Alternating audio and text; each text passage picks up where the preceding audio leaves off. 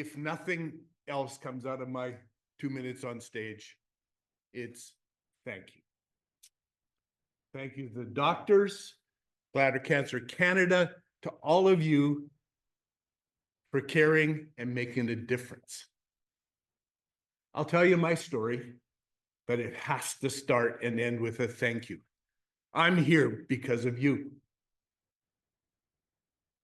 Cancer can be beaten, and I'm really enjoying watching the numbers shrink of people passing away from this disease. We are going to beat this one.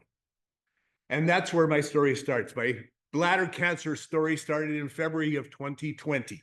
And we all know what happened a few weeks into 2020. But I want to step back in time a little bit, back to 2011, when I was living in Toronto, my family and I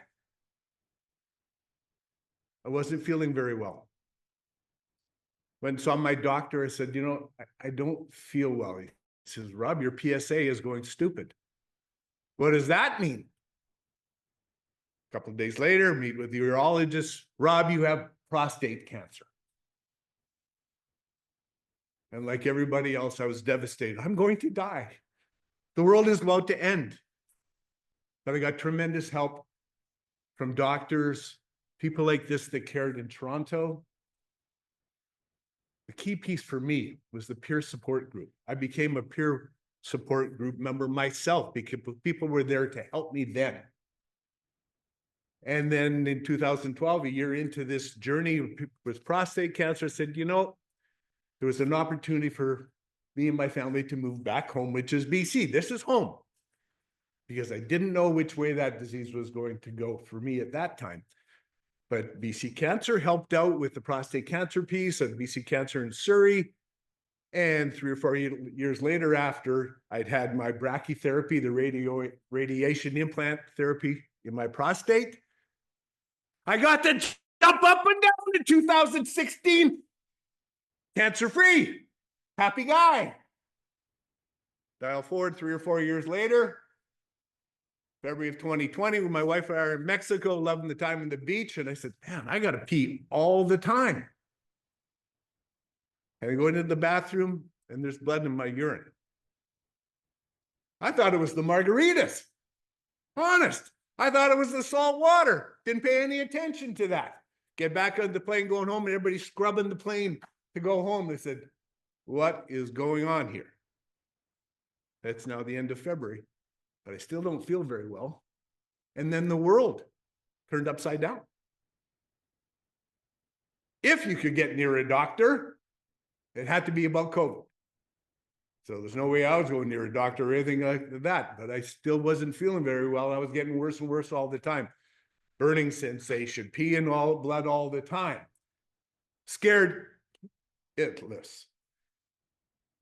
And then I finally phoned my doctor in June of 2020, and I said, Doc, I don't feel well. I thought it was a UTI. He says, give me the stuff. He referred me to a urologist, Dr. Brian Yang at Royal Columbian Hospital. He said, go get checked out. There is something more than you know.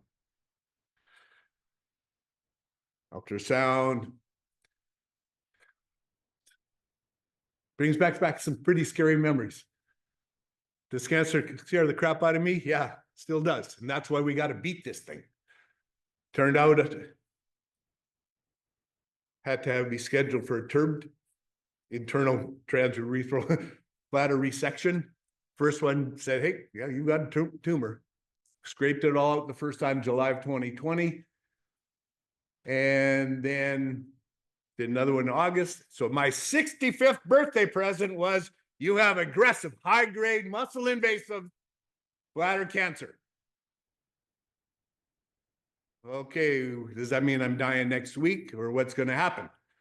No, there's protocols to help with this. There's a number of things that through chemotherapy, immunotherapy. You meet Dr. Eigel, who's holding a clinical trial. So that's when Dr. Eigel and I first met, was in the late summer of 2020.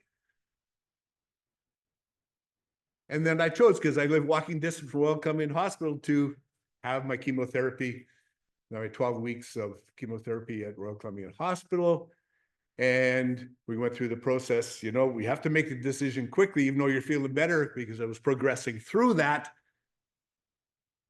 you have to make a decision what to do next because you don't have much time after the chemotherapy. And so that was my Christmas present, was to make a decision by the end of January as to what I was going to do. Went and saw the radiation oncologist, but because I had brachytherapy before, couldn't do that again. So the choice was radicals, prostate, bladder, pelvic lymph node removal. So that was done in February of 2021. And dial back a little bit quicker forward to say, hey, a few days in hospital, and I have my friend Petey. I have an external ileal conduit. He's my bud. I sleep through the night now. No burning sensation. I play golf regularly with my buddy Keith. I go to the gym. I go to hikes. I travel. Just got back for a couple of weeks, a week and a half in Toronto visiting our sons. And you know what, folks?